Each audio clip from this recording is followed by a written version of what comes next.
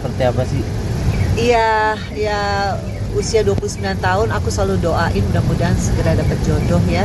Jodoh yang terbaik tuh dari Allah. Makanya aku doain terus khususan supaya nanti Vera lebih melengkapi kebahagiaan dia. Karena kan pekerjaan alhamdulillah udah dikasih sama Allah, jadi DPR.